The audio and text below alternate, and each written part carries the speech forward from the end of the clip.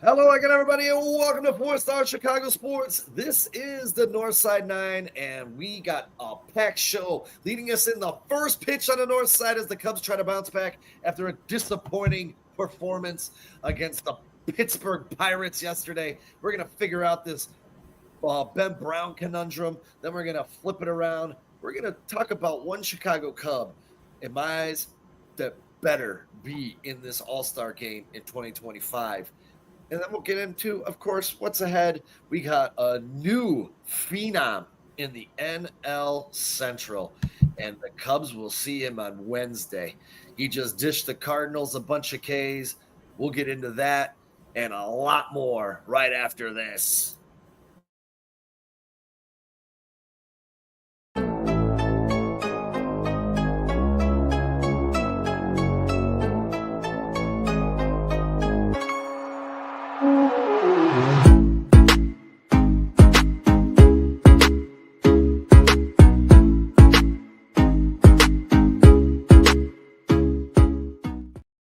Hello again, everybody, and welcome to back into the 4-Star Chicago Sports Studio.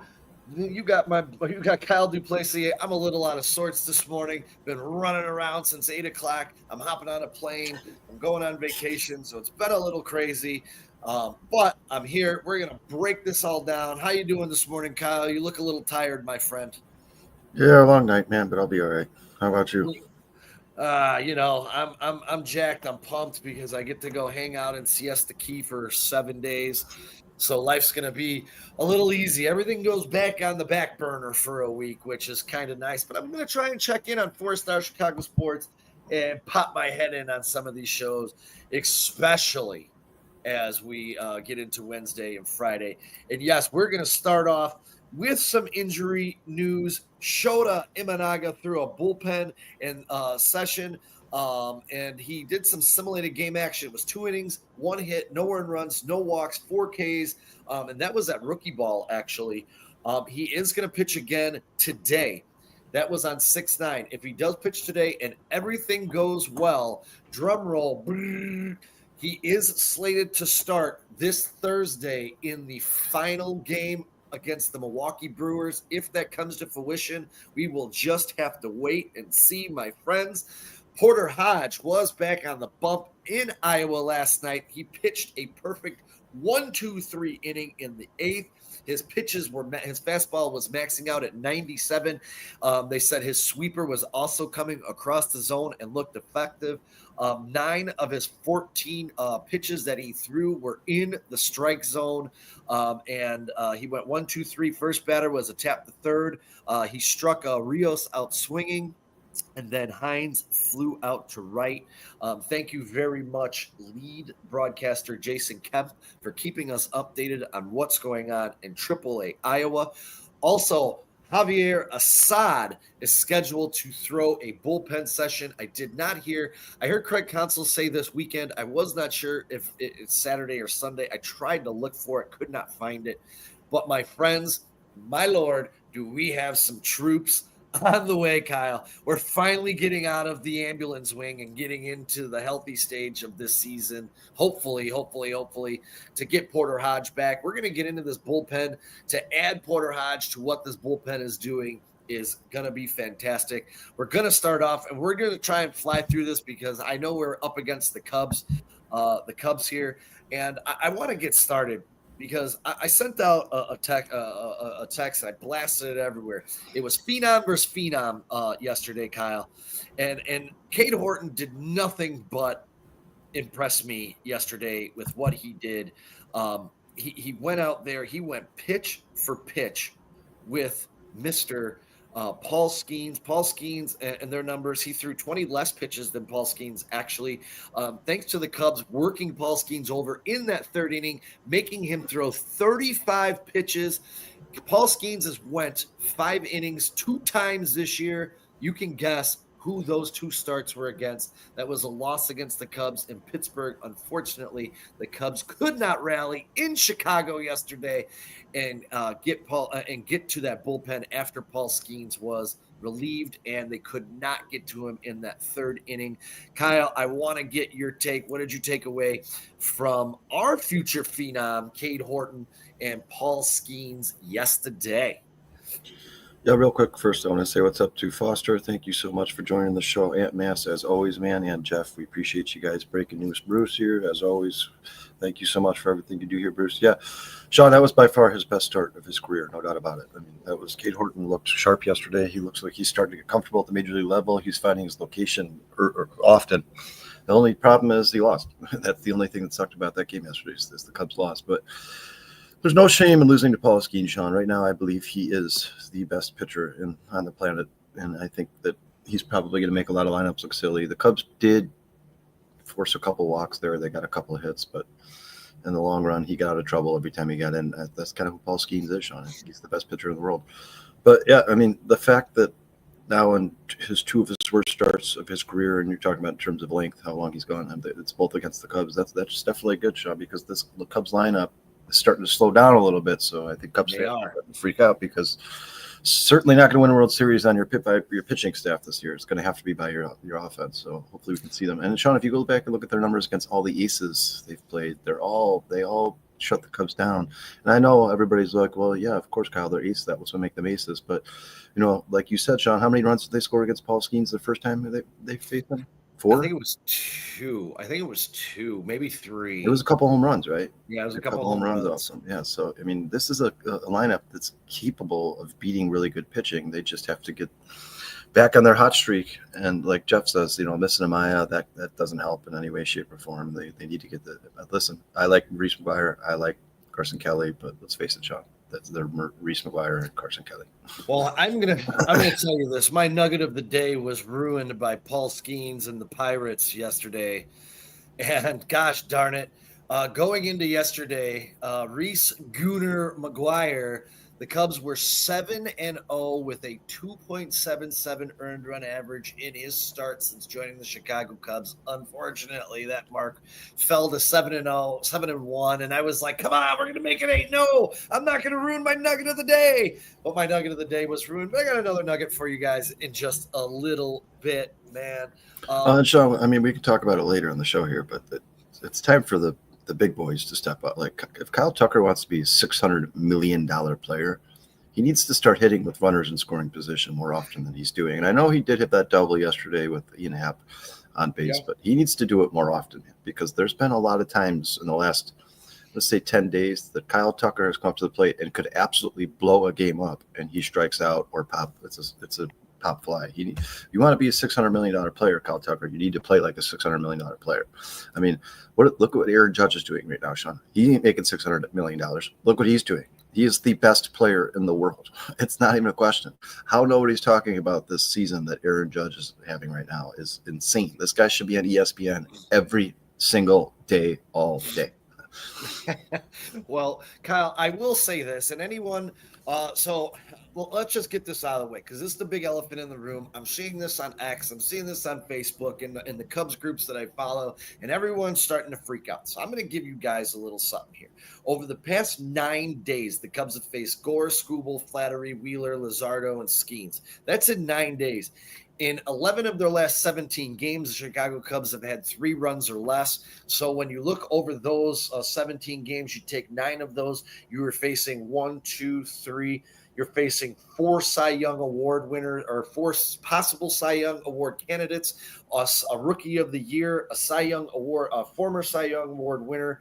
I mean, look, Flattery, unfortunately, he came out last Sunday. And Kyle, I don't know where you feel about this, and I want you to answer this. I thought Sunday, and I know we were playing Skeens yesterday, but I thought Sunday and yesterday were in these last 17 games, if we just want to talk about it. I thought yesterday was one of the worst games the Cubs have played all season.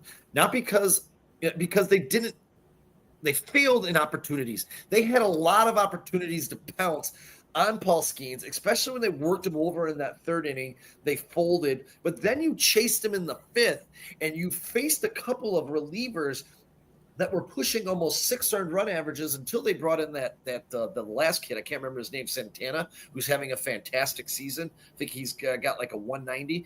But whoever they brought in right after him, I think his earned run average like 570. And the Cubs let off with a couple of hits. But I mean, and then if you go back to Sunday's game, it was just like, man, you let Flattery just straight out dominate you. And I'm sorry, he's just not that good of a pitcher in my eyes. I don't know how you feel about that, man. Yeah, I mean, Sean, people keep saying that. People are like, yeah, the Cubs are getting shut down, but these are the best pitchers in the world. Like, when you win the playoffs and you're playing the Phillies and the Dodgers and the Mets, those pitchers are no scrubs. You're going to get the best of the best of the best. I mean, the Cubs play, say, 15 games in the playoffs. 8 or 9 of them might be aces, considered Major League Baseball aces. You're going to see some of the best pitching in the world. You have to find a way to scrape out runs. And listen, I'm not saying the Cubs should go up against Paul Skeens and score 10 runs. That's not realistic, and that's not going to happen. He's not that guy. He's probably never going to allow 10 runs his entire career.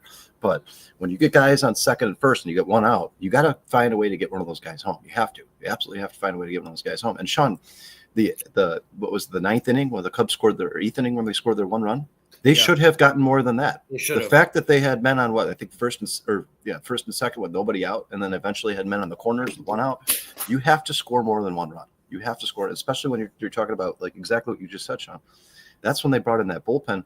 And there are guys in the Pirates bullpen, if you look at them, have good numbers. The first 2 guys they faced do not. And the Cubs should have taken advantage of that. If the Cubs are going to win in the playoffs, if you can't win by pitching, because the Cubs are always going to give up a couple runs, right? You can't expect Shota Managa to put zeros on the board 3 games in a row in playoffs. You can't expect Jameis Italian to put zeros on the board 3 games in a row in the playoffs. If the Cubs are going to win in the playoffs, they have to perfect this small ball type game, move the line type game. They absolutely need to score at least 2 runs when you get men in scoring position with 0 out. You have to squeeze one of those guys in. And right now they're just not finding a way to do it. And like I said, with Jeff in there in the comments said, Dansby Swanson was awful at the plate. Dansby Swanson needs to be better on offense. It's not even a question, man. This guy, it's time for him to go back to the 8-hole. I mean, this guy he's the highest paid Cub, and every time that he comes up with runners in scoring position, I'm like, well, we know that's an out. Like that should not exist. Like he should absolutely at least put the ball in play, Dansby. You got to put the ball in play, man. You got to have a contact. Those last 10 days you're talking about, Sean, Dansby Swanson's been the most disappointing Cub for me personally. Every time he comes up with runners in scoring position, I'm like, well, this isn't nothing's going to happen now. And you know what? To be honest with you, the lineups have been a little goofy lately. And I don't know what Craig Counsell's doing right now. I'm sure he's trying to figure something out. He's trying to cement this so when he gets to the playoffs, he knows exactly where he wants everybody. But they had Carson Kelly at the cleanup hitter for a long time. I'm like, what? I think it was 3 games in a row he did that. I'm like, how was Carson Kelly in the cleanup? He needs to be down in the lineup for sure. He needs to be down in AAA. Listen, I'm sorry. I know Carson Kelly had a really good start to the season, but yeah, it was fun. And it was fun while it lasted. But Sean, we said on this podcast, as Cubs fans, we knew that wasn't going to continue to happen. Everybody who's a baseball fan knew Carson Kelly wasn't going to hit 400 with 50 bombs this season. Everybody. So Craig Counsell needs to start shifting this lineup to the point where he's putting Kyle Tucker and Suzuki and Happ in big moments. And even if you got to take Happ out of that leadoff spot, I mean, Happ's right now as of late has been the Cubs' most consistent hitter. Well, I'll tell you, one of my most disappointing players during this stretch where the offenses seem to hit a little bump in the road has been Kyle Tucker. Kyle Tucker has come up in many numerous spots where you want your big money player up, and he's failed the Chicago Cubs. And I know that's going to happen from time to time, but over this last couple of weeks, he went through a slump. Then it seemed like he came back for a couple of weeks, but now it seems like he's back in a slump again, and to the point of being, I don't know right now, he's an all-star right fielder, let alone a $600 million man. Do I like Kyle Tucker? Yes, I do a lot. Do I want him to be a Chicago Cub? Yes, I do past this season. But when I'm looking at it as a whole right now, the last couple of weeks for me, watching him in these key spots during ball games has been a little disappointing. Not to mention very closely followed by Seiya Suzuki. And Kyle, I text you yesterday during the game. They came in, I believe it was the 8th inning. You had your 2, 3, 4 hitters up, Pete Crow, Armstrong, Suzuki, and Tucker. You got runners on first and second. You push them over to second and third, and you fail to score runs against one of the worst bullpens in baseball. It's very disappointing. It's very deflating. But I don't want to beat them up too bad. And I'm going to give you 5 examples really quick.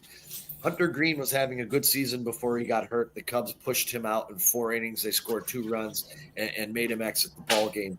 Paul Skeens back in May, 5 innings, 3 earned runs, 86 pitches, pushed him out of the game. They pushed Roki Saka out of the game. They wound up winning that game that he started.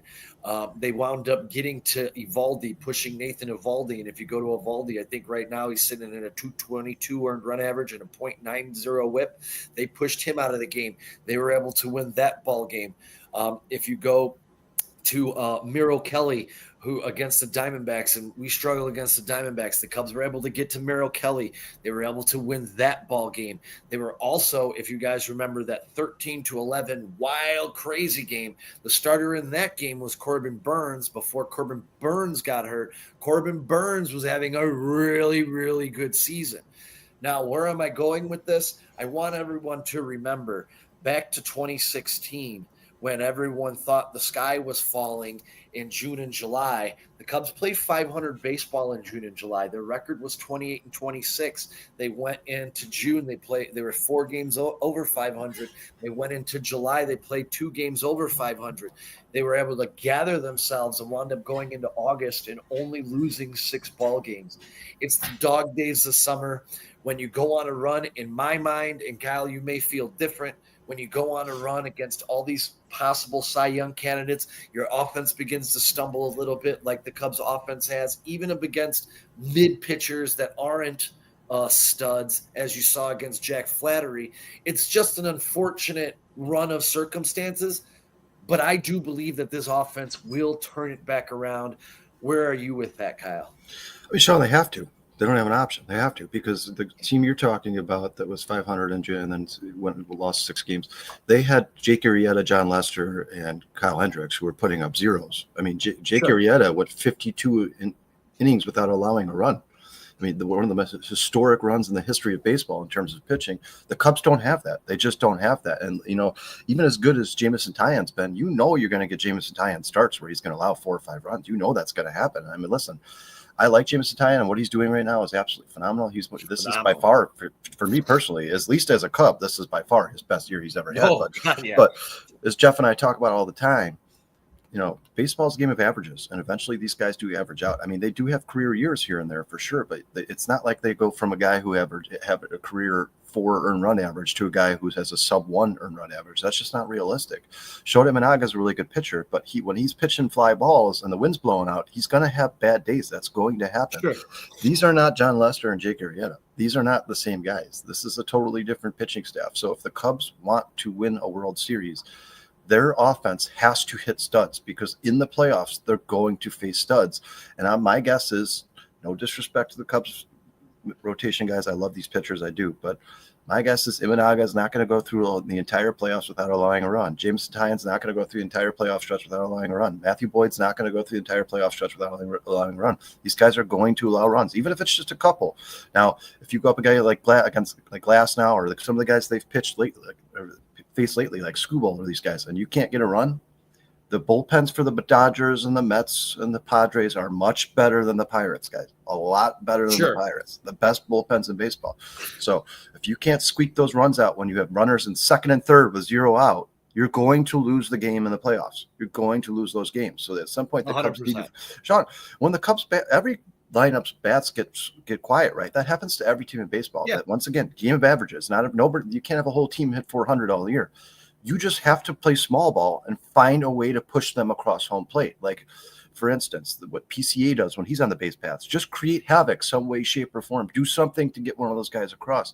If the Cubs can do that and perfect that small ball, which is why Craig Counsell was brought here, right? That's why he was brought here, to make the average lineup and average rotation look better than they actually are. Now, we didn't expect them to go get Kyle Tucker, so obviously the lineup's gotten a lot better, because Kyle Tucker is a star.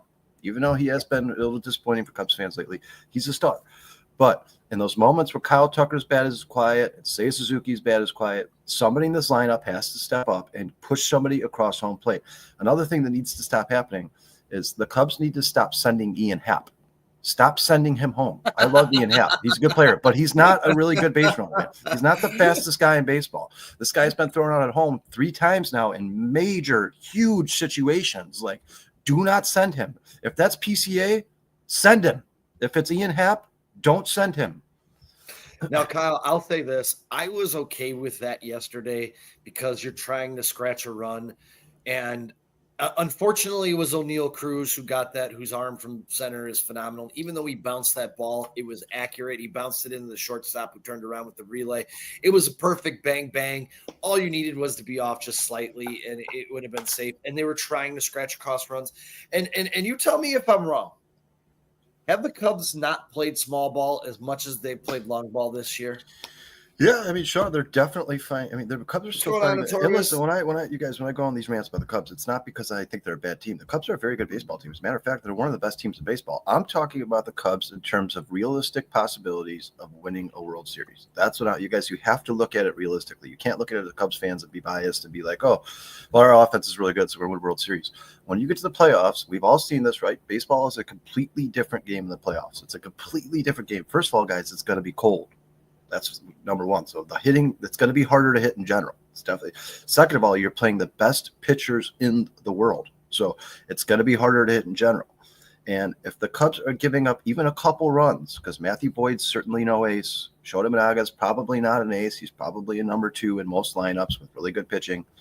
And Jameson Taillon is most certain, 100% definitely no way in hell an ace in any way, shape, or form. So if that's what you plan on going to the playoffs with, is those 3, you better score some damn runs, man. You better score some runs, and you better score a lot. I said this before, Sean, on this podcast.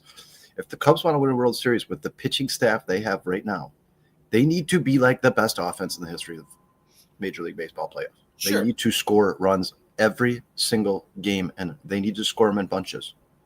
Because, I mean, right now, Sean, you can look at people's numbers right now. We've had this conversation, and you're like, oh, well, Yamamoto's been all right. Glasnow's been hurt, but by the time the playoffs come, Sean, usually those guys come back to true form. When it matters most, those guys come back. You know that the Cubs beat Tyler Glasnow as well this year. Yeah, and that's series at Chavez Ravine. Yeah, but remember, that's when the Cubs offense was absolutely. I mean, that's when Carson Kelly was hitting 2 bombs a game, and that's just not happening anymore. Sean, early in the season, I think it was a month into the season, I think the Cubs had 6 players in their lineup over 300.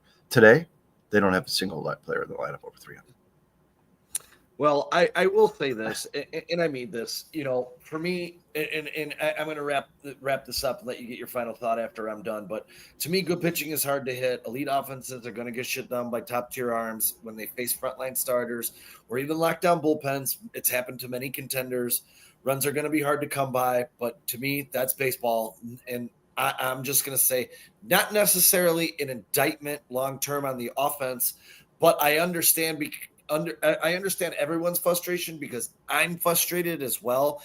I was very frustrated yesterday, but perspective matters, and contenders ride waves, as we just pointed out all season. And it's important to keep those things in perspective because they are a dominant lineup. They're staying relevant. They're still on pace to win 98 baseball games this year. Yeah, really good team. Very good baseball. There's no doubt about it, man. The Cubs are really, Sean, the Cubs are better than I expected them to be. Like, I didn't think we would even be talking about a World Series, if I can be honest, guys. Going into the season, even after adding Kyle Tucker, I wasn't like, oh, man, the Cubs are definitely going to win a World Series. Like, I was like, they're still probably a year away, and they need to add another couple of arms or maybe another offensive player. But with the way that Matt Shaw's performances he brought up here, and I know he's only hitting 240, but he's been much better than I think the Cubs thought he was going to be. Kyle Tucker, even though he's been struggling at the plate with runners in scoring position, he's still an amazing player. PCA, nobody expected PCA to be doing what he's doing. Nobody. And PCA is the key to this Cubs team and why they are so much closer to the World Series than we all thought. Because PCA, we all thought was going to be a really good player, maybe a star. Now we're talking about star, maybe superstar. So it's a totally different conversation. But what I'm talking about, and you guys, I'm not expecting the Cubs to go 7 for 10 with runners in scoring position, but you can't go 0 for 10. You can't do that. You can't do that in the playoffs because if you can't beat that Pirates bullpen, I mean, what are you going to do against the Dodgers? What are you going to do against the Mets? What are you going to do against the Phillies? I mean, we've already seen, Sean, that the Cubs struggle with the Phillies as it is. I mean, even when they don't have the Cubs number, man. Yeah, even when they're not pitching their best pitchers, the Cubs still can't beat them. So what's going to happen when they get into a playoff? match up with them, and it's their three best pitchers. Like, for a fact, you're getting their three best pitchers. The Cubs are going to be in trouble. That's why I'm saying, like, the Cubs, when you have runners in scoring position, you have to take advantage of those opportunities, even against the Paul Skeens of the world. You have to, because this is the only way this Cubs team can win a World Series. Unless they go out, Sean, on the trade deadline and they add a Paul Skeens, then we could have a totally different conversation. Then you can win 1-0. But I think the Cubs pitching in the playoffs is probably you should expect them to give up 2 or 3 runs every single game. So the Cubs have to score 4. You got to score 4. I'll tell you this, Kyle, when we look ahead here, just a few minutes down the road, right here on this show, we're going to look at another front-end starter that's joined this division. That's pretty freaking scary. Yeah, when you start talking about maybe a little clumsy too. He might be a little. He's definitely a good pitcher.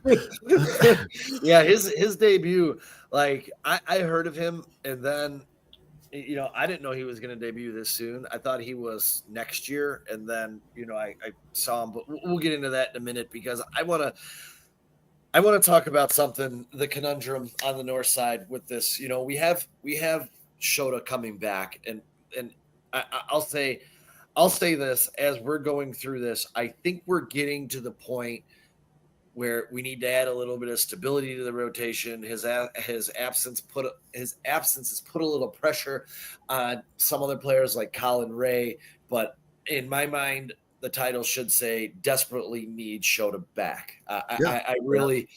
I think that's where we are. Would you agree? Yeah, he's their captain, man. I mean, you guys, at this point, with Justin Steele missing the rest of the season, Shota Imanaga is by far the best Chicago Cub outside of BCA. Stay safe, Foster. Thanks for checking in, bro. He is, man. He is their best pitcher. It's not even a competition anymore. Even when Matthew Boyd is on, Shota Imanaga is still a better pitcher than Matthew Boyd. Yeah, they need him badly. He's the captain of the ship, and if they're gonna compete for World Series, they need better pitching. And Sean, to be honest with you, Sean, do you think that the Cubs ever expected Colin Ray to start 6-7 games? No, I think the plan was to have him be that bridge gap guy, 5th, 6th inning. Yeah, I mean, I don't think that was ever in the works. And you know what? For what he was asked to do, I think Colin Ray did a really good job. And I think Matthew Boyd been better here than if you look at his career statistically. Matthew Boyd's also having a career year. And then on top of it, Sean, we already talked about Jamison Tyon. I mean, this Jamison Tyon, since being signed by the Cubs, has been nothing but disappointing. And then all of a sudden this year, it's like, who's this guy? This guy looks like should be an ace.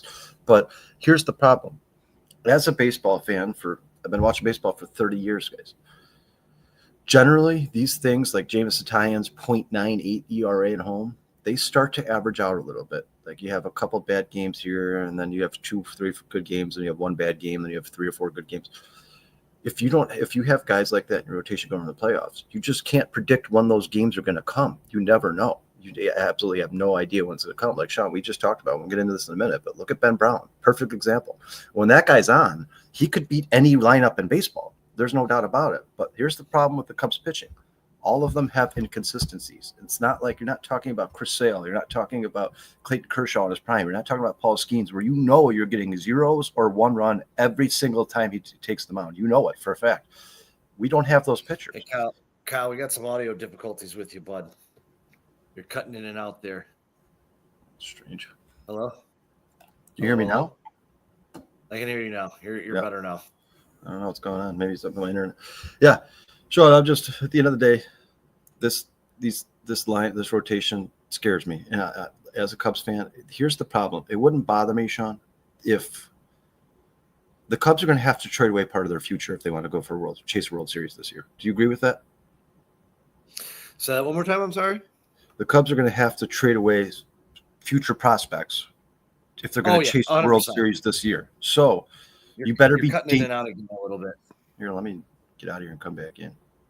Yeah, get out, come back in. I'll get into the Ben Brown thing here really quick. Yeah, I just wanted to touch on Ben Brown, because Ben Brown is a conundrum. And guys, when you start getting into Ben Brown and start looking at some of the things Ben Brown has done, some of the big games, as you see April 12th against the Dodgers, 6 innings, no earned runs, 5 hits, 6 Ks. Then you take him against Milwaukee, 6 innings, 4 hits, 4 Ks, no earned runs, Cubs win. You take April 19th at Wrigley, I forgot to put Forgot to put who he pitched against on April 19th. Nonetheless, 6-6, he goes pitch for pitch with Tariq Skubal. Now, as we get inside some of these numbers, when we talk about the conundrum of Ben Brown, and people are going to find this a little crazy, but Ben Brown has been better than Sandy Alcantara. He's cheaper. He has more years of control. He has a better K percentage. He has a better walk percentage in the same amount of innings pitched, also a lower whip, which I know is going to be crazy, but here we go. When we get into it, Ben Brown, his K rate right now, his K to walk rate is 22.3. That crushes the league average of 13.1. His 306 FIP and his 328 XRA, those show you real skill. Now, when you get into the FIP and the XRA, your XRA is the sabermetric statistic that estimates a pitcher's expected earned run average based on batted ball data and other factors, while the earned run average is the actual number of earned runs a pitcher allows per inning. The XERA attempts to remove the luck, defensive variances from the pitcher's earned run average, providing a nuanced view of their skill. So if you take away, and an average XRA for the league is 4.00, his FIP or his XRA right now is 3.28. So they're saying if you take out the soft batted balls, the bloopers, the soft contact that he does get, his earned run average would be 328. We wouldn't be looking at this ballooned average. If you get into the FIP, that's fielding innings pitched or fixed innings pitched, the league average is 420 to 440. He's sitting at 306. So what does this suggest? The peripherals tell you his skill is real. He's missing bats. He's limiting walks. He's keeping the ball in the park. What's been Ben Brown's biggest problem? Kyle, we all know what that is. It's that first inning where teams are hitting 300. He's got a 9 earned run average, a 2 whip, a 6.89 whip, which is off the charts and ridiculously stupid how bad that is, and a 14.3 baseball or walk percentage. Now, Kyle, when I say this, I'm going to ask you a question because we go inside the peripherals and you see the skill that this kid has. And you touched on it a minute ago before the computer was going a little wacky on you. When he's on, he's lights out. We watched him go pitch for pitch with Skubal and looked phenomenal against Detroit. For me, I think the biggest problem that we have with Ben Brown was Ben Brown getting hurt last year and not being able to go through the ups and downs he's having this year, last year, where he would have been more stable in the rotation this year. I don't know if you agree with that, Kyle, but I would like to get your thoughts on that. Oh, yeah, certainly. I mean, Sean, practice makes perfect, right? Can you hear me? Mm-hmm. Yeah, I mean, practice makes perfect. The lost time for any athlete or anybody doing anything in any position in the world is not good. So, yeah, I think he probably works some of these kinks out. The thing that's very strange to me about Ben Brown, Sean, is I can literally tell you from his first 3 pitches how Ben Brown is going to do that day. It's insane. It's crazy. Like when he's missing, he misses bad. I mean, like those first 3 pitches in his last start, Sean, they were 2 feet off the plate. And I think I texted you right then and was like, uh-oh, Sean, Ben Brown is not hitting his location. He's not hitting his spots. This is going to be a rough start for him. And he ended up losing that game. Yeah. Ultimately, Sean, at the end of the day, he just needs to get more consistent with his location because, once again, we've talked about this. He's a 2-pitch pitcher. So it's basically, if you're the batter, it's a 50-50 shot, right? You can guess what he's going to throw you. But if he's hitting his location, it doesn't matter if you know what he's throwing. It's still unhittable because when he hits those corners, those outside edges, Ben Brown is nearly unhittable because to me, Sean, you correct me if I'm wrong, but in terms of the starting rotation, he has the nastiest stuff of anybody. Oh, God, yeah. When it's on, I mean, he's throwing 99, 98, 100 miles an hour. The rest of the Cubs staff are kind of more like pitch to contact type guys. When Ben Brown's on, like you said, Sean, his swing and miss stuff is almost unhittable. And he can absolutely make anybody in baseball look silly, probably even guys like Aaron Judge. The problem with Ben Brown is, Sean, do you think that they would consider giving Ben Brown like an inning of work in the bullpen before the game starts?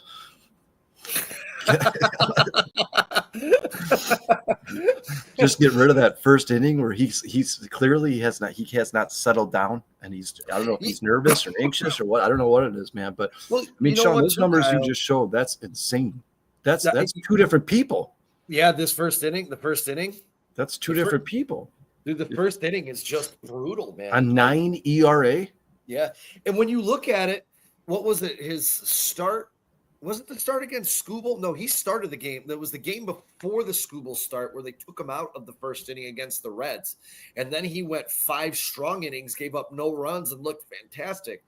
Now, the other point I wanted to ask you, Kyle, because, you know, the 2-pitch pitcher, he's learning on the fly right now how to become a 3-pitch pitcher with that changeup. Yeah, he is. He's starting to use it more and more.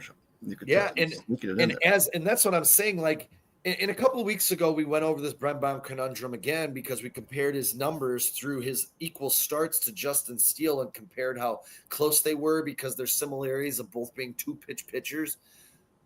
But when you look at Ben Brown and say, man, could this guy next year, if you have Cade Horton, say, and I don't know if Jackson Wiggins will be up next year or not, but if you have Cade Horton and you have Ben Brown and you have Shota Imanaga, do you have one of the best 1-2-3 punches if Ben Brown figures out his first inning problems? Yeah, I mean, it's not even necessarily just the first inning problems. He's got to use that pitch more consistently. I mean, he's got to become a 3-pitch pitcher because I just don't think Ben Brown's ever going to be the guy who's like a location master like Justin Steele is. I mean, Justin Steele might be the best pitcher in baseball and it's just hitting his locations because, like you said, Sean, it's not like Justin Steele has this long arsenal of pitches he can throw. He's not Yu Darvish. He only throws 2 pitches, but basically Justin Steele looks at the batter and goes, hey, this is what I'm throwing. Good luck. Hit it. I dare you. I mean, and when Justin Steele's he's off, a pitcher. Yeah, and when he's off, he gets beat up a little bit too. But mostly, for the most part, Justin Steele is very, very good with his location. He almost is a professor himself. But yeah, I mean, Ben Brown right now, Sean, like you said, he's young. I don't know. Maybe he becomes the best pitcher in Major League Baseball at finding his location. I have no idea, but he's got to throw more of that changeup. I mean, you can't face these guys like Aaron Judge with 2 pitches because if he guesses right, and you're off just a little bit, if that thing sneaks into the zone just a tiny bit, he's gonna make you pay. So yeah, but Sean, if he can work out the location problems and add another pitch, yeah, you're talking about a very, very good pitcher in baseball. And like you said, I'm not holding this against Ben Brown. He's very young. He hasn't a lot of time. He just needs more time. That's at the end of the day. That's the problem. This is what I'm talking about when I talk about the Cubs all the time, guys. The timing for me is off for the Chicago Cubs. If everything fell into place at the right time, the Cubs would be a World Series contender. But Ben Brown's still learning. Justin Steele got hurt last year, so he won't be back till next year.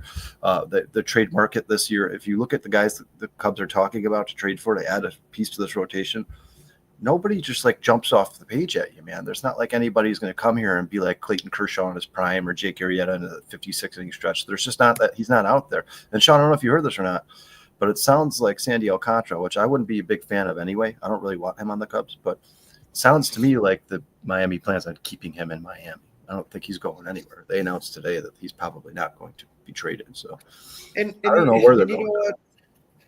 I think I don't know, and again, I don't think, and this is where it sucks for the Cubs, and I hate to say it, that's gonna, I don't want to say, hey, we're not gonna win the World Series this year.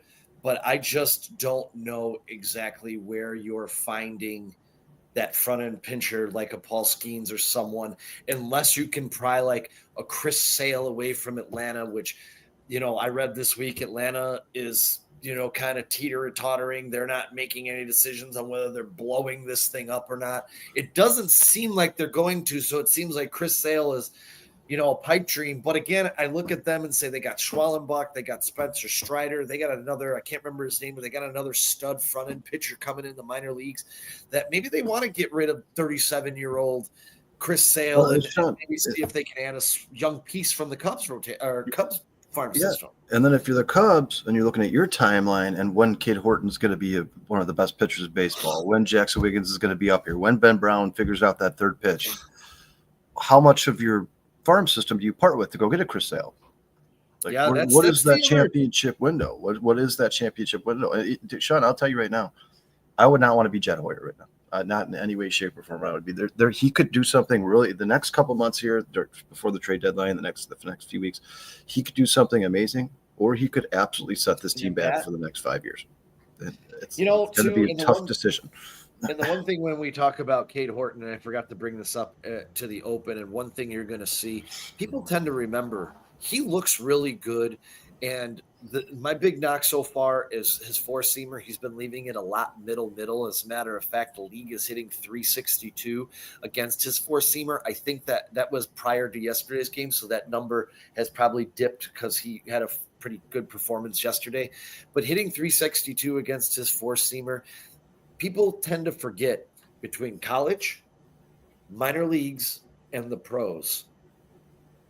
Prior to yesterday's game, so add 5 innings to it. So this would be 242. He's pitched 242 total innings as a pitcher. Guys, that is nothing. That's like a shy of a season for most pitchers. Yeah, that's a season. That's one season. I mean, what was he was a shortstop, wasn't he, in college? Yeah, I think it was shortstop or third base. Can't remember. And they changed. They decided to make him a pitcher. Like what? Wasn't it like a month before the College World Series? They decided to move him, and he was just absolutely dominant. I mean, Sean, Cade Horton, I'm not worried about. I'm not worried about Cade Horton at all. As a matter of fact, I think Cade Horton is going to be the Cubs' ace for the next 5-6 years. I think he's actually going to supplant Justin Steele as their most dominant pitcher in the rotation. And Sean, you're right. You look at this rotation next year, you get Justin Steele back, so it goes Cade Horton, Justin Steele, Shota Managa. Say that Ben Brown does work out some of these kinks, and then even like one of the Jamison Tyon continues to pitch well, or the guy you trade for this year, you put him back in the rotation. Next year, the Cubs rotation is going to be a completely different story than it is this season. The problem with the Cubs is they've just ran into too many health issues, and once again, we just said, and you've talked about this in the past, Sean, the timing. Like if Cade Horton if this was next year, this Cubs team next year, now you got to talk about next year. All right, this is one of the best rotations we've had in a long time. But is Kyle Tucker here? That's a big question. I mean, this is what I'm talking about. It's all about timing. It's the timing. Yeah. The rotation has potential to be amazing next year, but maybe the lineup takes a dip because Kyle Tucker doesn't get the $600 million he wants from the Cubs. Kyle Tucker or Jed Hoyer has to make some huge, absolutely monumental decisions. And what scares me, Sean, is I just think at the end of the day, they're going to do the same thing they always do. And they're going to try to find a cheap way out, try to find a way to think that Kevin Alcantara is going to come up here and be the next stud. Kyle Tucker, and they're not going to skip a beat. That's just not reality. At some point, the Cubs need to start spending money. You have to spend money. And if they want to win a World Series, I'm doing everything I can to keep Kyle Tucker here. But at the same time, Sean, in the same breath, do you think Kyle Tucker's worth $600 million, Sean? Not right now. I mean, I do, and I don't. And I don't want to put this month in a bubble and say, I don't think he's worth that money. Because when you look at the totality of his career, he is worth that money. And even the threat of him being in this lineup, I think makes this lineup better, even when he struggles, even when I want to throw the remote at the television when he pops up to the second baseman with runners in scoring position against a reliever with a 5.69 goddamn earned run average. That nonetheless, I still, I just think the Cubs are a completely different makeup and not as deadly as a threat without Kyle Tucker in this team. I think you need a Kyle Tucker. I think you need a PCA. Sean, I hope Kyle Tucker, like I hate to say this, guys, this is going to sound crazy, but if the Cubs aren't going to win a World Series this year, I hope Kyle Tucker has an average season. Because then maybe he thinks, maybe him and his agent go, you know what? Aaron Judge is only making this. Ohtani can pitch and hit. He's making $700 million. Maybe $600 million is just a little bit too much to ask for. Let's ask for $450, and then the Cubs maybe actually be in that realistic conversation. Like, hey, you know what? $450 we could probably afford if we do this. If we defer some of the money, we do this, this, and this. Then you're talking about a realistic opportunity. At $600 million, I don't think the Cubs are going to be involved in that conversation, Sean. I really don't. I just don't. Sean, they never have. How, as a Cubs fan, I would be stupid to think that the Cubs are going to hand a guy $600 million because they've never even come close to any. Like I said. Well, I'll say this. When you look at Aaron Judge, who's the most dominant player. The best player in the world. he's on. I think he has a 9-year, 360, 380, something like that. Yeah, He's making like $40 million a year. I think if you can present that to Kyle Tucker and say, "Hey, look, man, this is where we are. This is where we are. We're at Wrigley Field. Here's $450 million. It's not going to be deferred. It's more than Aaron Judge." Yes, Sean. If Aaron Judge is getting paid 387, say we're going to give you 388, and you're getting paid more than Aaron Judge. Sean, you guys, if everybody in the chat, Aaron Judge is making $360 million. So I was close. $360 million is guaranteed. He's making an average salary of $40 million a year. Sean, do you got his numbers in front of you? Pull up his numbers real quick. This guy's making $360 million. Now let's go over his numbers, and then let's talk about Kyle Tucker and what he wants. That Aaron Judge is absolutely having the best season I've ever seen in the history of baseball. I've never seen anything like this, and nobody's talking about it. So far this year, he's got a 5.6 WAR. 5.6 WAR, and we're in June. Yeah. He's gonna finish with a 9. 99 hits, 26 home runs, 390 batting average. He's dipped a little bit over there. He's hitting a little. He's dipped a little bit. He's not hitting 400 anymore. He's at 390. 65 runs, 60 RBIs. I mean, for a guy 6'7", 280 pounds to have 6 stolen bases, that's pretty impressive. Dude, this guy, Sean, they said that if you compared his statistics to Barry Bonds' best season this year, he's absolutely, and I'm not talking about the RBIs. I'm talking about hard hit balls put in play. He's on those balls. He's hitting, I think it was 494. Barry Bonds' best season ever, he hit like 362. I mean, Aaron Judge right now is doing stuff that is historical. And I'll say this. I'll say this with Aaron Judge: show up in October. Yeah, 100%. 100%.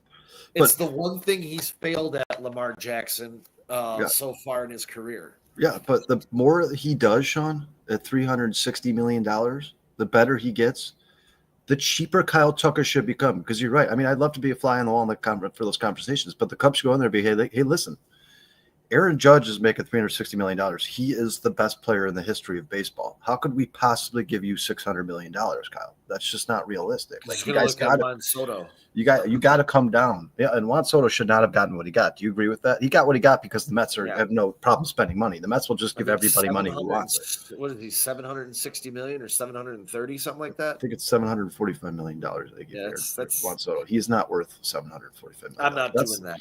That's the problem. Juan Soto, the Mets being stupid and giving Juan Soto that contract is what's screwing teams like the Cubs over. Now everybody wants $600-700 million. Like, Kyle, we love you to death. We want you to be in Chicago forever. Right field loves you. The fan base loves you. I know you like Chicago. You're not $600 million player, man. You're just not. You're not. I give him $450. Yeah, $450. Okay, that's just the going rate, right? He's probably not worth $500 million, but that's the going rate in baseball. So you got to give it to him. But for him to ask for $600 million, Sean, I hope that's just a bargaining ploy. I hope what he's doing is saying, hey, I'm going to start high at 600 and the Cubs will lowball me and we'll meet in the middle somewhere, right? That's what I hope, because if it's $600 million, Sean, Kyle Tucker's not going to be a Cub. He's not going to be a Cub. I have a feeling you're right with that. We got off. We screwed away. I just wanted to say, to wrap up the Ben Brown thing, guys, when you go inside the numbers, when you look at the exit ERA and you look at his fielding independent pitching numbers, they're way below league average. He's been dominant. So all I'm going to say is hang tight, because the process is strong, and I think the results will catch up. Maybe not this year, or maybe by August, September, which would be a blessing in disguise. Sean, did you see Craig Counsell's interview about him after his last start? Did you get a chance? Yeah, I did. I mean, he was a little upset.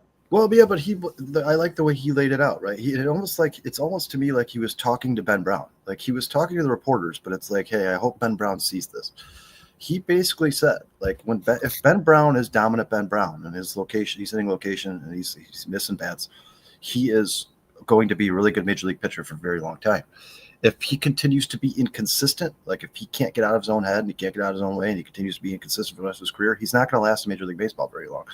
I think that was a message to Ben Brown. Like, hey, Ben, if you're going to do it, these next few months, this is the time to do it, man. This is it, because we're gonna get guys like Javier Assad back. Justin Steele's coming back next year. Kate Horton's only getting better. They're probably gonna add somebody at the trade deadline. This is your year to prove to us that when we go into next season, you should be part of this rotation. If not, you're going to be the odd man out. This is it for Ben Brown. I think this year is it for Ben Brown. I think this is the year he needs to prove to the Chicago Cubs that he is a dominant pitcher in baseball. If he can't, he's probably going to be coming out of the bullpen next year. And we're going to flip the script because we're getting close to first pitch here. We got a couple segments, 4 segments to get to. These are going to be really quick. I just wanted to give a quick shout out because when we were back in April, we were looking at an 834 earned run average, a 229 whip, a 16% walk percentage, and an opponent's batting average of 351. And Kyle, we were worried about this, but I have to say that the law offices of Flexen, Pomerantz, and Thielbar has become more than dominant. If you add their 3 earned run averages together, it is an earned run average of 122. And if you look since May 1st, the lights out bullpen of the Cubs, 205 earned run average, first in baseball, 109 whip, second in baseball, 1 blown save, least in the major leagues. And the one guy, and I forgot to make a graphic of him, but the one guy, and I have to go find this really quick, I really wanted to touch on because I owe an apology to, is Ryan Presley, because we were hard on him. We didn't think he was the closer. On May 6th, Ryan Presley gave up 9 runs, 8 earned. Since then, he hasn't let up a thing. He's been put in blowouts. He's been put in pressure situations.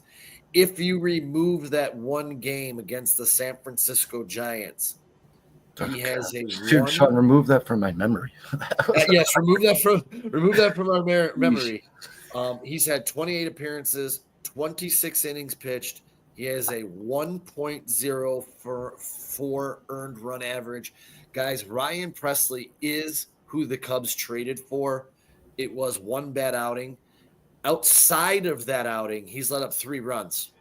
Yeah, so, and I love the story. I mean, Sean, I'm sure you read it as well. With Ian Happ. Ian Happ. It's just so cool that he's like, you know what? Here, let's just sit down and let's look at your film. Look at your tape, and let's see if you're giving away your pitches. Let's see what's happening here. And for Ian Happ to sit down and be like, as a hitter, this is what I see, and this is what I would do against you. For him to be like, what they're never going to tell you what they found because that would give away whatever he fixed. But Presley kind of said it though in his interview. Yeah, he said he was getting pitch happy. He's like, I was leaning too hard on one pitch. They don't say what pitch it is. They don't tell you what pitch it is. I have a feeling we both know what pitch it is. But he said he was getting pitch happy, and he's like, I just need to be more consistent with changing it up. I need to keep things mixed. I need to keep that mix more. The whole story is cool to me, Sean. This is now 2 different pitchers on the Cubs who have been helped by hitters. You could tell that there's just such a good camaraderie with this team, and this team does kind of give me 2016 vibes. They just got to find a way to fix this rotation. And Sean, it's the same thing we talked about with Daniel Palencia when he was coming up and he was a little erratic. He couldn't find his spots, and then Justin Turner sat down with him and was like, "Hey, listen, man, you don't have confidence." Like, if you could just get the confidence, your stuff is there. You just got to believe in yourself. That's all. And since that conversation, he's been absolutely amazing. And the same could be said for Ryan Presley. Sean, is it just me, or is the Cubs bullpen the best part about the Cubs? It might be, dude. It might be. I can't believe I'm saying that. That was what was kind of disappointing. But I really liked the late inning discussion by Boogs and Deshays last night, because the way that baseball redesigned this, runner starting on second, it really does benefit the road team, because yes, it does. The home team's using your closer in the 9th, and then you get that lead run in the 10th, and then the home team or the road team gets their chance to bring in their closer, which happened. And as soon as Bednar came in last night, the Cubs can't hit this fucking guy. And momentum. If that road team scores that run, now that here's the home team, like, well, now we're playing catch up again. Like, that's not fair. And Sean, I wanted to ask you this earlier. Does that run count No, towards? That's not an earned run. It's an unearned run. All right, yeah, because if that was an earned run, that would be bullshit. Because Drew Pomerantz has been absolutely amazing since the Cubs No, signed. Pomerantz is still Zero, looking good. And Bruce is talking about Brad Keller in the bullpen. Keller has been awesome in the bullpen. I don't expect to see him for a few days here because he has worked 4 of the last 5 games for the Cubs. And looked like he was struggling a little bit. He might be getting a little tired, but as we take it, Flexen and Pomerantz, as we know, both sitting at 0 earned run averages at 33 innings pitched. You have Thielbar at 185 with and 24 innings pitched. Palencia 196 at 23 innings pitched. Keller at a 199, 31 innings pitched, and Ryan Brazier, who's only pitched 7 coming off the DL, but he's been a quality arm. Now you're going to get Porter Hodge back. Javier Assad, Colin Ray, they're all going to be factored in either in starters or adding to this bullpen. I like where the pitchers are going. I like where this bullpen is. I just don't know where you get that front end starter unless the Cubs are the first team in baseball history to win a World Series having bullpen games. And the first team in baseball history to win a World Series without an ace. I mean, let me ask you a question, Sean. This is something I heard on the Score the other day, and I want to get your opinion of it. So, when they started talking about the pitch clock, right? And they were like, I think the pitch clock is part of the reason that these starters just aren't going as deep into games as they used to. Like, you should expect to get 5, maybe 6 innings out of these guys, right? Yeah. Because they just start throwing so fast that it's tiring them out a little bit. They get that recovery time between each pitch. If that's the case, and Major League Baseball knows that, now we expect these starters to go 5, 6 innings because they're just not getting the same recovery. Don't you think they should have expanded the roster a little bit more and given you more bullpen? I think so. I feel like Daniel Palencia is pitching every single day. Like, this guy's pitching every day. Like, the Cubs Major League Baseball needs to adjust. Like, if you guys are going to change the game to the point where these starters are only going 5, 6 innings, you need to give the team a couple more bullpen pieces because sooner or later they're all going to be worn out. And the injuries have gone up since the pitch clock has been instilled. The injuries have gone up. The Major League Baseball needs to make an adjustment. Like, you don't want these guys getting injured is not good for the game. It's not good for the game of baseball, especially when these guys coming up now. You're talking about Paul Skeens, that kid in Milwaukee. I don't even know how to say his name. Mazurowski. Yeah, I'm going to call him Miz. But the fact that these guys are throwing 100 to 105 miles an hour and there's so much torque in every pitch, these guys are going to continue to get hurt. So the Major League Baseball is going to have to make an adjustment here soon because this is not fun for the game. Sean, you had that little graphic last week with 9 starting pitchers on it who are out for the season. Like, Major League Baseball needs to find a way to fix this because it's not good for the game, and they're already struggling as a sport as it is. So fix it.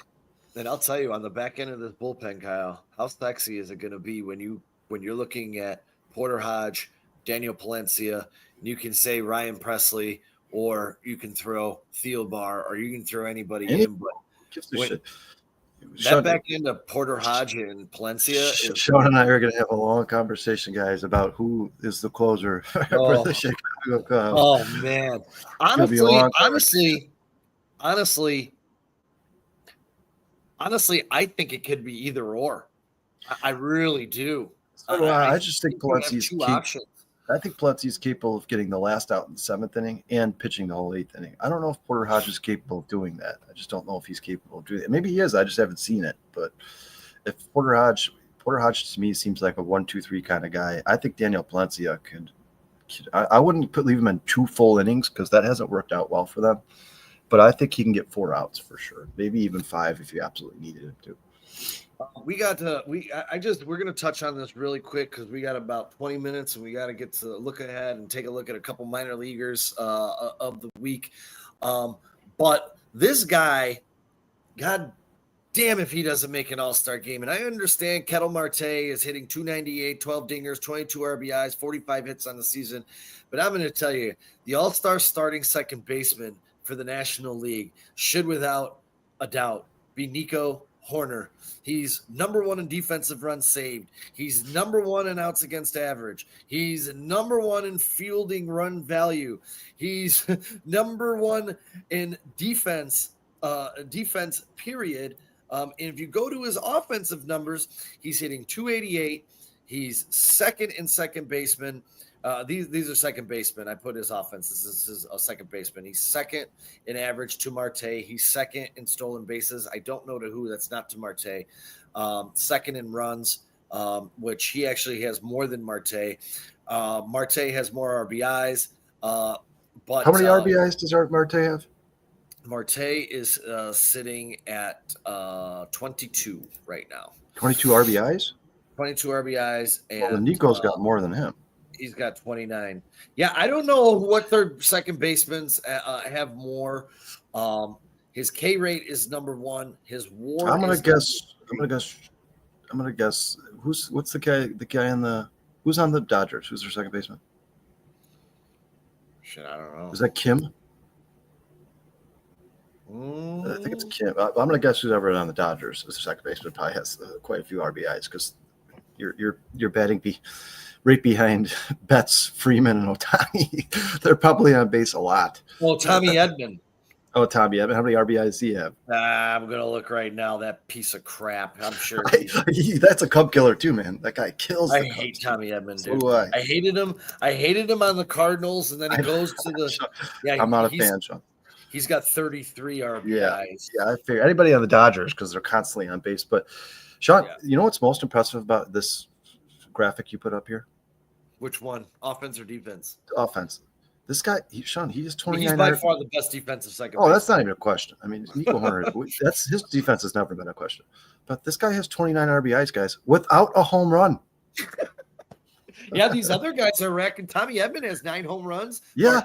Marte you know how has impressive 12. it is to have 29 RBIs without a home run? He's just moving the line, man. Like Nico Horner, this is maybe my memories just escapes me, but as far as I can remember, this is the best season of Nico Horner. Oh, for sure. I love for sure. Nico Horner's been awesome.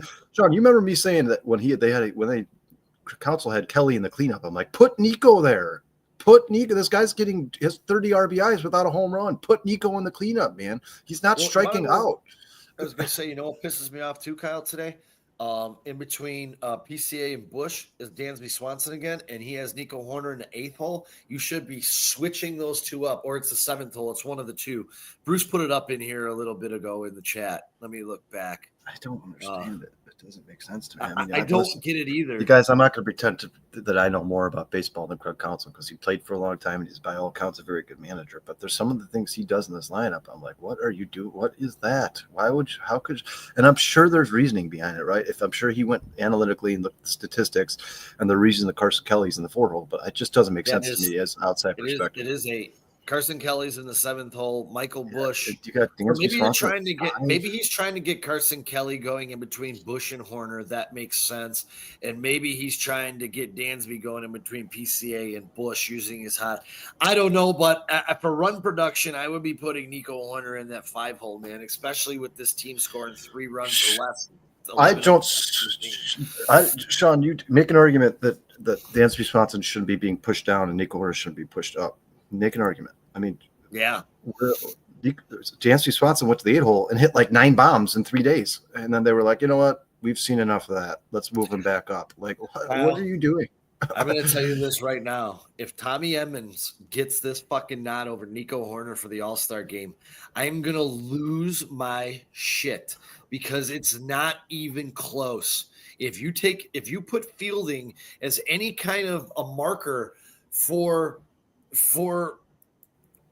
if it's all offense, then fine. But if it's defense, the guy's the number 1 defender at the position, and it's not close. John, he might be the number 1 defender in baseball. I mean, that might not even be the position. It might be in baseball. I love Nico. I absolutely do. Sean, I'm going to try to find a picture and put it on my wall, my sports wall here. Of Nico Horner jersey. No, of Nico rounding third base with that big ass smile on his face. I think it was actually his birthday that day because he knew the Cubs just went on a walk off. That is one of my favorite moments of the season, and it might end up being my favorite moment at the end of the season. So down on the farm, we're going to hit this farm report, and we're going to go one guy that we looked at last week as we take a trip down to. John, sorry to interrupt you. I just want to say what's up, Mo Lesta. I don't know if I've ever seen you here before. We appreciate you joining the show. What's going on, Mo Lesta? And he says Chase Bidroth had been playing for the Sox, going to be a good one. Yeah, we're talking about just for the NL for the All Star, but yeah, Chase Bidroth's going to be a good player for the White Sox for a very long time. I like him a lot, man. Sorry to interrupt you. No worries. Down in Principal Park. Hold on, I lost my train of thought. I had to do this because I forgot to do it last week. But we got to get Kyle's guy on the screen here because this guy is just tearing up minor leagues right now. You know, he also, and the statistic I forgot to put on here, he leads, I can't remember what is this, the Midwest League? He leads the Midwest League with leaving runners stranded on base. I think it's 88.9% right now. So to add to all this, opponents are hitting 143, slugging 234, and you look at that K percentage of 34, that walk percentage of 9, that earned run average, that 0.81 whip. I mean, I don't know what Luke Little has to do to get the call from the big club, but my God. Well, Sean, I was looking at Luke Little a couple days ago, and when you know what's the craziest thing about Luke Little, he in his major league career he's appeared in 38 games. Okay, and just in the majors. I'm not talking about the minors. He has a 2.97 ERA in the majors, and I know people are like, "Well, that's not a good bullpen piece, right? He's got to be better than that." Which actually, 2.97 is nothing to be ashamed of. But Sean, his 2.2 innings pitched this season, he has a 14 ERA. So if you get rid of that 0.2 innings pitched this year, that 14 ERA on this season, the guy's at like a 2.5 ERA. That's a good major league pitcher. Like, what do the Cubs want from him? So he has to. So everybody else gets to pitch to a 2.5, 2.6 ERA, but Luke Little comes up here and he has to pitch a 0 ERA. Like, what else could you possibly ask for him? This guy's done everything they've been asked him, and he's proven that he had a long stint in the majors where he was a very good pitcher. He went like a month and a half and only allowed like 3 runs, and then now you go look at what he's doing in the minors. For a guy that's built the way he is, for a guy that throws as fast as he does, I don't know what the Cubs want out of him for him to prove that he belongs on the major league roster. I mean, he had one chance he had a bad game.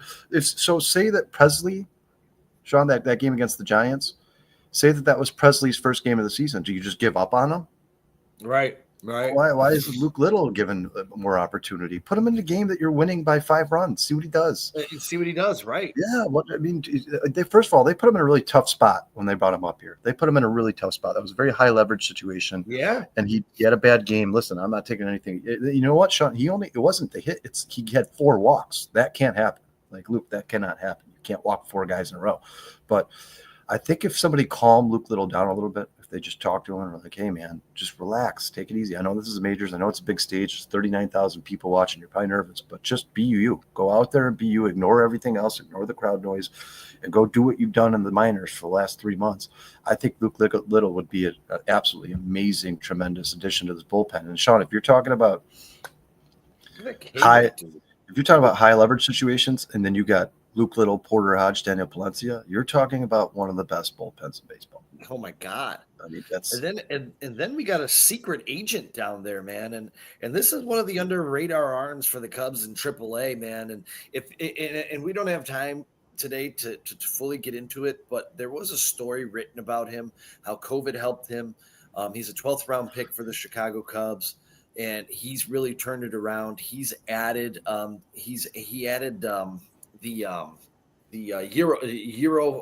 Euro curve. What do they call it? Euro knuckleball or whatever. He added that and got rid of a pitch. And I thought I had this written down, but I guess I didn't. No, we'll get into him more in the coming week, Sean, because he's coming on strong. Yeah, 27 innings pitched, 0.33 earned run average, 0.7 whip, 41 strikeouts. Opponents are batting 0.80 against him since April 1st. 16 appearances, that's 24 innings, a 0.36 earned run average, a 0.61 rip, a 13.1 K rate per 9 innings. Guys, that's number 1 in AAA right now as we talk about it. It's not even close. The Euro slider, here it is. The pitch has more velocity. It's easy for him to get into the strike zone. It complements his fastball and curveball. That's his new pitch that he worked on. He is having a breakout season. He had a breakout season at the end of last year where he was 2-0 with a microscopic 1.42 earned run average, 37 strikeouts across 25 innings.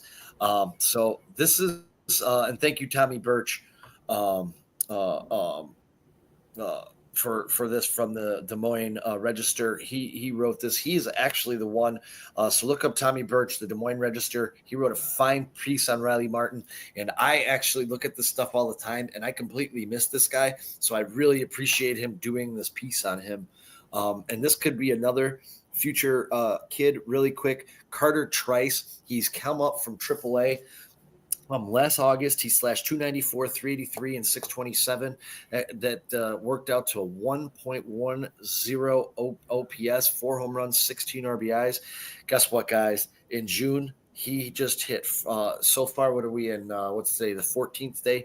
He's got 5 home runs, 9 RBIs, 8 stolen bases, and a WRC of 280 3. He's tearing it up. His batting average through these games is 294, slugging 706, 7 walks, 9 strikeouts. He has, like I said, 5 home runs. He's just had 3 in 3 straight games. Carter Trice, he's in South Bend.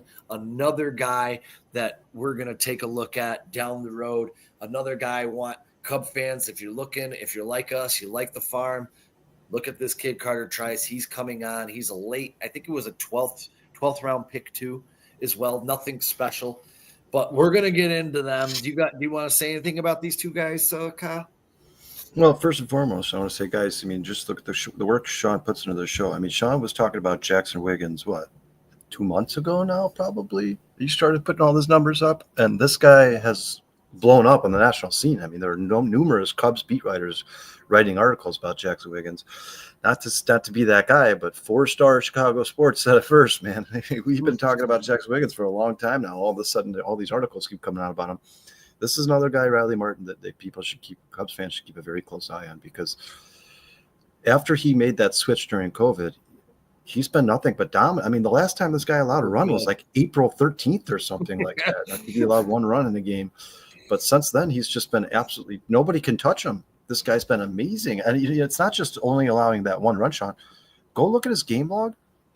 Not many games is he allowing hits either. It's just basically 2K, Popeye, 2K, 3K, 2K, 1K, 2K, 3K. I don't see – you look at the hits category, there's nothing there.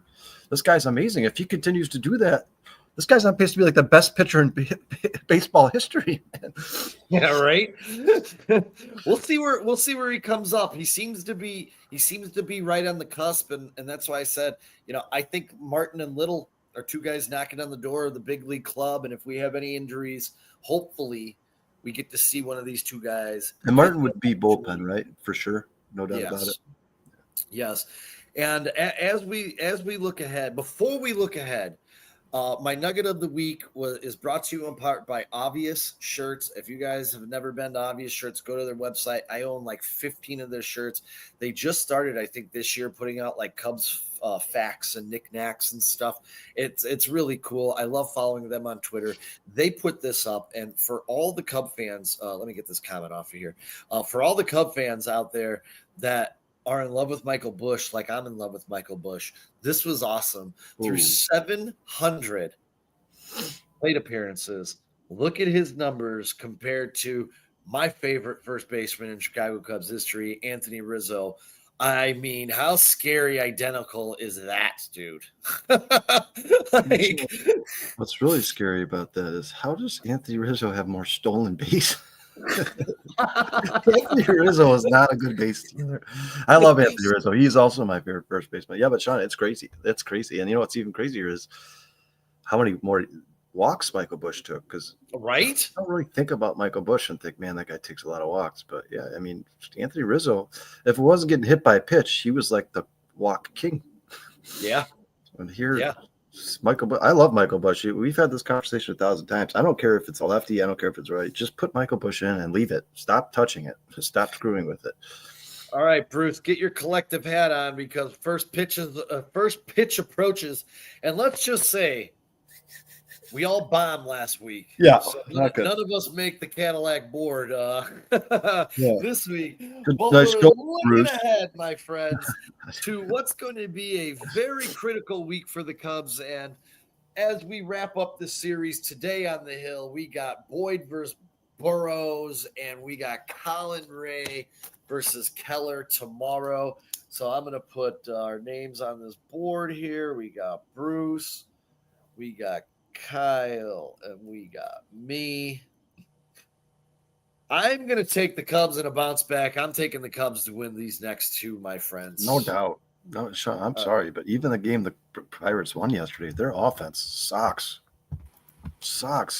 Hey, Bruce, what do you got? You got the Cubs winning these next two, bud? Yeah, probably. Yeah. Okay, I'm putting you down on the Cadillac board. Two wins. Yeah. Winning these next two, this is the most confidence I've had in picking two games this season. Like, you have to beat the Pirates. They suck.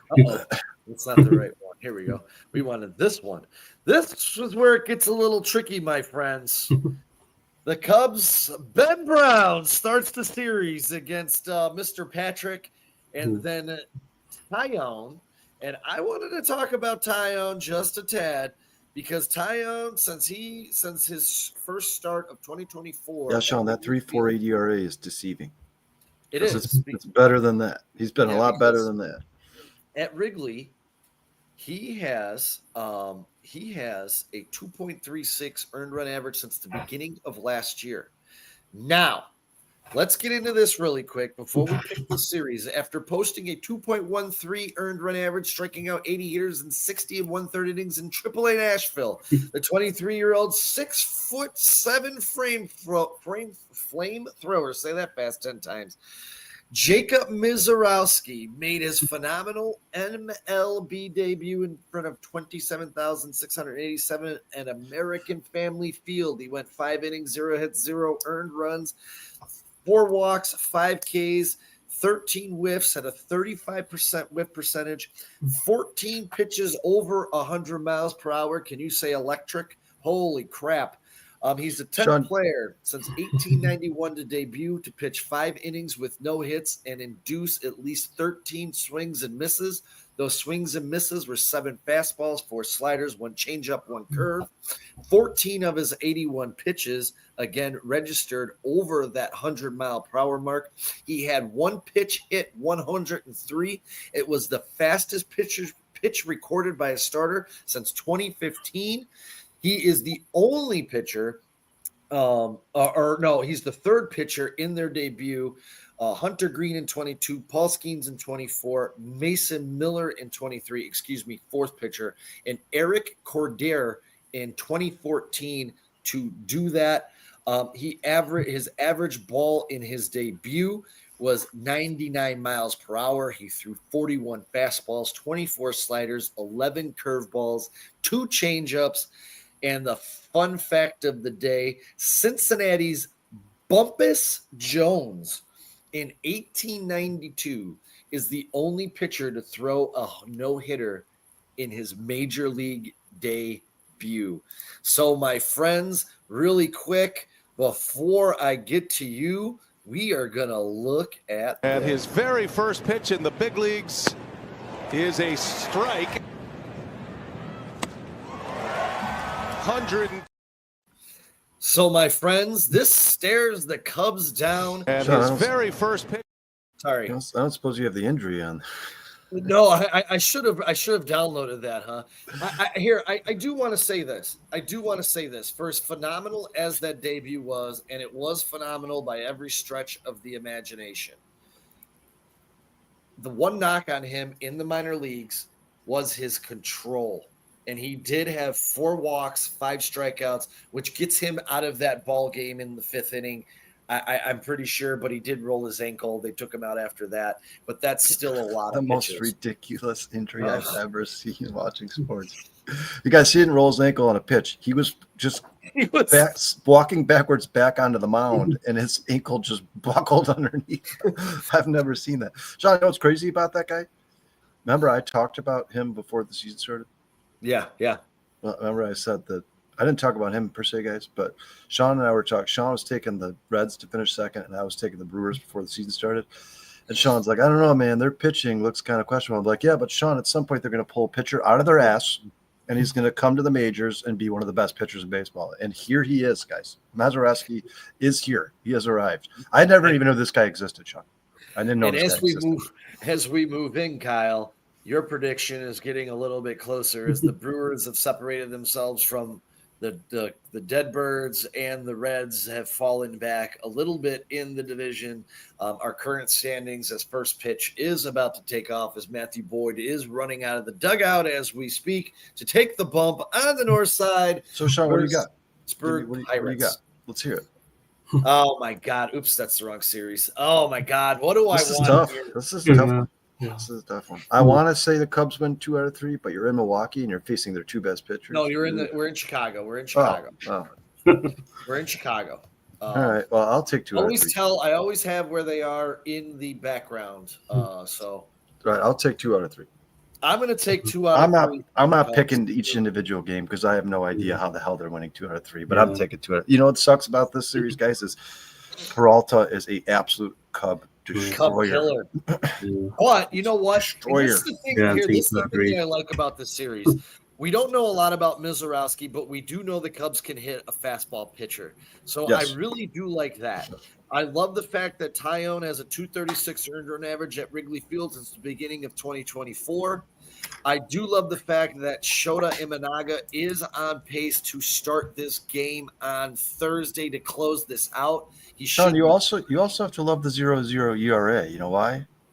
Because it can only go up from here. It can only go up from there.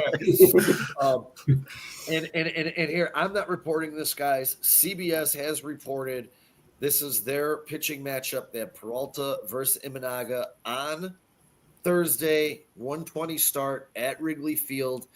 I've also heard if everything goes well today, that would give him his 5 days to be on target to start Thursday. So let's get the information after it comes out today. Yeah, and guys, there's also an article that came out that said there's a chance Peralta is not going to be a Brewer by the time the trade deadline gets here because he wants a massive extension, and the Milwaukee Brewers. That would be amazing pay to get him out of Milwaukee. Yeah. He deserves more money, man. Go look at what Peralta's making. It's like he's like the 51st highest paid pitcher in baseball. Like He's really good. He needs to get the hell out of Milwaukee because they're not going to pay him. They don't pay anybody. And guys, when I put this clock in the corner, that means all the games are at 1:20 because usually I'll separate them. I don't know why I chose a night graphic for all 1:20 starts, but Sean leaves no detail. He gets everything. He got a little clock up there. You're killing it on the graphics here, Sean. You're killing it. These are all 1:20 starts. We got Horton versus Kirby, Boyd versus Hancock, Colin Ray versus Gilbert. I'm going with the Cubs. I'll go first on this one. I'm saying the Chicago Cubs bounce back here just a little bit on this homestand. They even up this little bumpiness they've had, and I'm going to give them 2 out of 3 in this series as well. I will not be here, and I believe we only have to pick one of these games. That will be Horton and Kirby. So I'm going to pick the Cubs to win that game, and that's going to give me 1, 2, 3, 4. It's going to give me 6 wins. 6 wins on the week. 6 wins. Where are you getting 6 wins from? I thought you said you're only picking one of these games. Well, we have 2. We have today and tomorrow with the Brewers, 2 wins. No, with the Pirates. Oh, that would be 5. I overestimated 1. Yeah, so you got them at 5-1. 5-2. 5-2. Where's- Oh yeah, 5-1. 5-1. Yeah, I was gonna say, I'm where's gonna the have second? them split this series. I'm gonna have them split this, or I'm gonna have them win 2 out of 3 against. Yeah, me too. Yeah. And but I'm with you. I got 5 Yeah. because I think that Kirby is their worst pitcher. He's the Mariners' worst pitcher. He's not. Hey, Kyle, really quick, Kirby's we'll pick this whole thing because I'm not gonna be here, and then we'll revisit it. So I'm going to take the Cubs 2 and 3 in this series. So that'll give them 7 wins for the week, 7 and 3, 7 and 2. Mm-hmm. Would that be correct? What? No. Wait, what are you talking about? If you include all 3 of these games, you'd be 6 and 2. 6 and 2. All right, I got the Cubs at 6 and 2 this week. Yeah. Same. Yeah, I think we're all on the same page here, right? Sweep the Pirates, go 2-1, 2-1, right? We all got the same thing. Dude, you got to be Kirby. I've been watching the highlights I like Seattle. I've always been I don't know why. They got a good lineup, dude. Yeah, but Kirby's been awful, dude. Yeah. Awful. That guy sucks, dude. You know what the Cubs got to do? They got to control Kyle Raleigh. Yeah. You talk about the guy who should be in if he wasn't playing in the same league as Aaron Judge would be in the MVP conversation. Cal Raleig's been absolutely amazing. Yes. I think he's number 2. Oh, it's 1-0 Pittsburgh, guys. He's number 2 in WAR, isn't he? Shit. I think Cal Raleig's number. Andrew McCutcheon just went yard, dude. Ugh. Andrew McCutcheon. Ugh. Andrew McCutcheon. It's 1-0 Pirates. That's all right. The Really. Pirates are going to give up runs today, Sean. Don't worry about it. It's early. Yeah. Matthew Boyd. Jesus. Watch, it'll be the only run he gives up all game. Yes. That's a meatball, dude. That's a meatball. I mean, that's right over the heart of the plate, dude. That was a meatball, dude. Yeah, the Pirates still suck. They do. Pirates career home run leader, dude. He's just moved. McCutcheon's moved into 3rd place ahead of. I'm telling you right now, guys. If it starts to get nicer and nicer out as the day goes on, the Cubs are going to hit home runs today. I assure you that. I promise. Because that pitcher of the Pirates. Cubs just got to figure out a way to win this ball game. Yeah. And ladies and gentlemen, as we put a bow on this bad boy for the week, Kyle, are you going to be here next Saturday? Sean, I'm going to try. I mean, I'll definitely at least come on for a few minutes, a short show if I'm by myself. If I can get Burn, if I can weasel Burning in to just throw some stuff at me and kind of bounce some stuff off me, maybe I'll throw we'll do a longer show. But if anything, I will definitely put a show together for Friday if you want. I forgot to comment on this really quick. How big is Ozzy Trapilo, dude? I mean, for the love of Christ, the mascots are huge individuals, man. Yeah, look at the guy in the background behind the mascot. Oh yeah, Jesus, dude. Yeah. And then we got Trapilo out there throwing that first pitch, man. I'm telling you guys. I know this is a Cubs show, but I'm telling you, when the draft was over, I said if Ozzy Trapilo ends up being their starting left tackle, that is the best pick in this draft by the Chicago Bears. He is gaining steam everywhere. His name is blowing up around Chicago. People, they chose him to throw out the first pitch. All the rookies who were at that game. I'm telling you, Trapilo, this guy is just starting to give me starting left tackle for 10 years vibes. It's coming, man. I'm telling you. I hope so. Yeah. And like I said, Kyle, if you guys, I will still write some shows while I'm on vacation. So if you want to run on here, I'll write it up and you guys tear it up. I got no problems.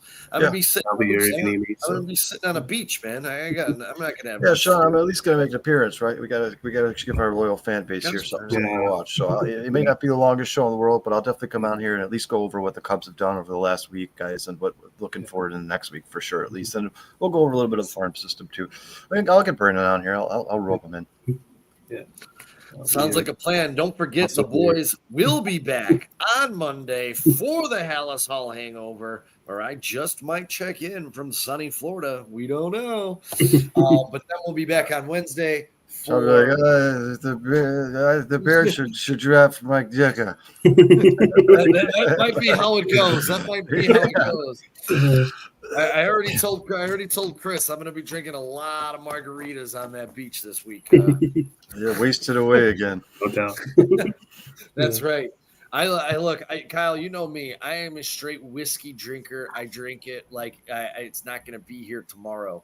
But when I'm on these trips and I'm going to be laying on a beach. Sean, it's tough to drink whiskey in 100 degrees sun. Yes. I'm going to be drinking foo-foo drinks. I don't even have to lie about it. I'm drinking foo-foo drinks all goddamn week.